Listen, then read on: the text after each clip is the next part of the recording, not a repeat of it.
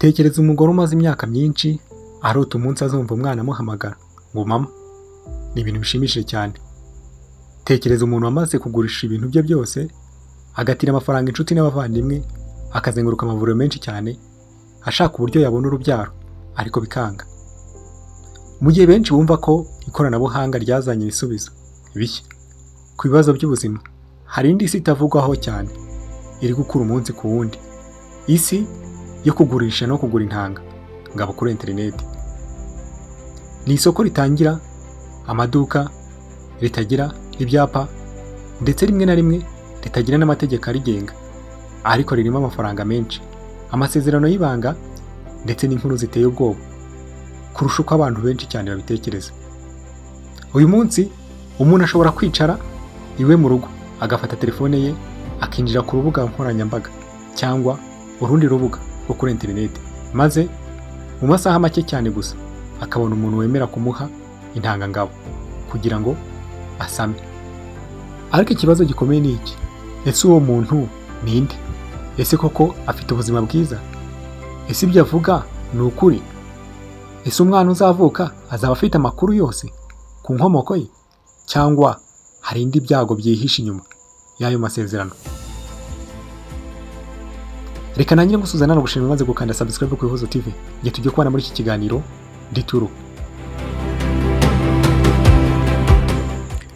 Nkuko natangiye mbikubwira, ni ibintu biteye ubwoba. Ibi ni bimwe mu bibazo bikomeje gutera impungenge inzego z'ubuzima n'abahanga mu by'uburumbuke ku isi. Iperereza rikomeye ryakozwe na BBC ryagaragaje ko ibintu byatunguye benshi. Abanyamakuru bagerageje kureba uko umuntu yabona intangangabo online, basanga atari ibintu bigoye na gato. Mu minsi mike gusa babashije kubona umugabo wemeye kohereza intangangabo nyuma yo guhabwa amapawundi 100 gusa. Icyatangaje benshi si amafaranga yakoreshejwe gusa, ahubwo ni uburyo izo ntanga zoherejweho. Izo ntanga rero zashyizwe mu gakoresho gato gasanzwe gakoreshwa mu kubika ibintu bitandukanye. Ibintu byahise bitera impaka ku mutekano n'ubuziranenge bwazo. Ariko iyi yari intangiriro gusa y'inkuru nini kurushaho. Mu bantu bazwi cyane kuri iri soko harimo umugabo wari uzwi ku izina rya Joe Dono. Uyu mugabo yavugaga ko intangangabo ze zatumye havuka abana bagera hafi ku 180 hirya no hino ku isi. Yari yarahindutse icyamamare ku mbuga nkoranyambaga za interineti, aho bamwe bamunaga nk'umuntu ufasha abagore kugera ku nzozi zabo zo kubyara, mu gihe abandi bamunaga nk'ikimenyetso cy'akaga kari mu isoko ritagenzuwe. Inkuru ye yaje kurushaho kuvugisha benshi abantu nyuma y'uko urubanza rwa mbere rugaragaje ko amazina ye nyakuri ari Robert Albon. Ariko se kuki abantu benshi cyane bemera kujya muri ubu buryo kandi hari amavuriro yabugenewe? Impamvu ni nyinshi. Hari ababura mu bushobozi bwo kwishyurira amafaranga asabwa n'amavuriro, hari abafata inzira yo kuri interineti nk'iyihuse kandi yoroshye, hari n'abumva ko amategeko cyangwa ibisabwa mu mavuriro bibakomereye. Nyamara uko iri soko rikura ni nako impungenge ziyongera. Abahanga bavuga ko ikibazo cya mbere ari uko nta bugenzuzi buhagije buba bwakozwe. Mu mavuriro yemewe, intangangabo zirabanza gusuzumwa, hagakorwa ibizamini by'indwara zitandukanye, hakanagenzurwa neza amateka y'ubuzima bw'utanga intanga. Ariko ku isoko rya interineti ibyo byose bishobora kutabaho. Harimo kwandura indwara zikomeye, harimo nka virusi itera sida, hepatite, ndetse n'izindi ndwara zandurira mu mibonano mpuzabitsina. Hari kandi ibyago byo kuvukana indwara zishobora kurangwa mu muryango igihe amateka y'ubuzima atagenzuwe neza. Ikindi giteye impungenge ni amategeko. Mu bihugu byinshi amavuriro yemewe abika amakuru y'utanga intanga, ndetse hakanagenzurwa umubare w'abana bashobora kuvuka biturutse ku muntu umwe. Ariko ku isoko rya interineti ibi bishobora kutamenyekana na gato. Ibi bishobora gutuma nyuma y'imyaka myinshi havuka amakimbirane ku burenganzira bw'umwana, ku nshingano za kibyeyi, cyangwa se kumenya inkomoko nyakuri y'umwana. Ndetse bamwe mu bahanga bavuga ko ikibazo gikomeye kurushaho gishobora kuzagaragara imyaka myinshi nyuma y'ivuka ry'umwana. Umwana ushobora gukura atazi inkomoko ye, atazi amateka y'ubuzima bw'umuryango we akomokamo, cyangwa se agahura n'abavandimwe be atazi ko bafitanye isano.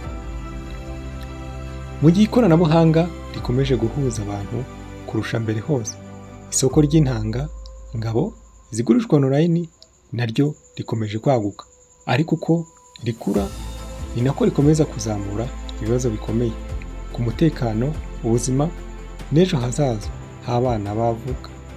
Ese iri soko rizakomeza gukura? Ese amategeko azabasha kurigenga? Ese abantu bazakomeza kurikoresha?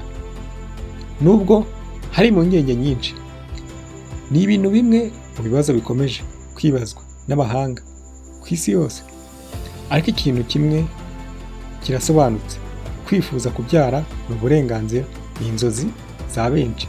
Nyamara muri uru rugendo rwo gushaka urubyaro, umutekano, ukuri n'ubuzima bw'umwana buzavuka bikwiye guhora biza ku mwanya wa mbere, kuko rimwe na rimwe igisubizo gisa n'icyoroshye cyane nicyo gishobora guhisha ibyago byinshi kurusha uko umuntu abyibwira. Soko abantu benshi cyane barenga amamiliyoni n'amamiliyoni bariganaho baje kugura intanga.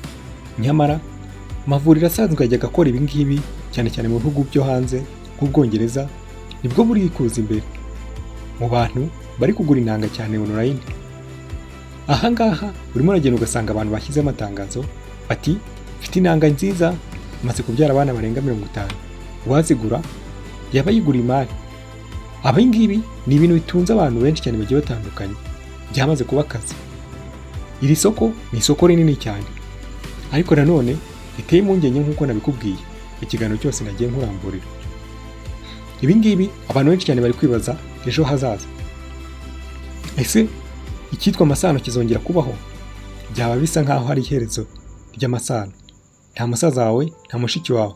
Uyu munsi uragenda ukajya ahantu ugasanga papa wawe yagurishije intanga.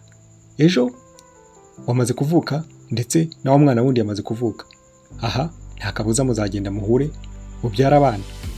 Ntawe uzi neza niba umwe ari musaza wundi cyangwa undi ari mushiki wundi. Ibyo ni ibibazo bikomeye cyane by'ahazaza. Nta masano azongera kubaho, bizaba byarangiye. Aha ngaha rimwe na rimwe ushobora kuzatereta abakobwa barenga 10 cyangwa ugakunda n'abahungu barenga 10, bose mujya kwipimisha ugasanga muhuje ishara. Kubera iki? Kubera papa wawe wagiye ku isoko cyangwa mama wawe wagiye ku isoko. Ibi bizaba ari ikibazo gikomeye cyane. Reka mushimire twabanye muri iki kiganiro. Niba kibategure ngana kibagezaho ndituru. Nifashisha ibitangazamakuru bigiye bitandukanye kugira ngo nze kuba nakora n'ubu. Ariko nanone ntabwo nagenda ntabasabye ikintu kimwe. Mukomeze kugenda mudushyigikira ukanda subscribe ku Ihozo TV. Mwibuke share, like ndetse na comment kugira ngo tujye tubana amasaha yose. Murakoze cyane, ikiganiro cyacu nakagaruka.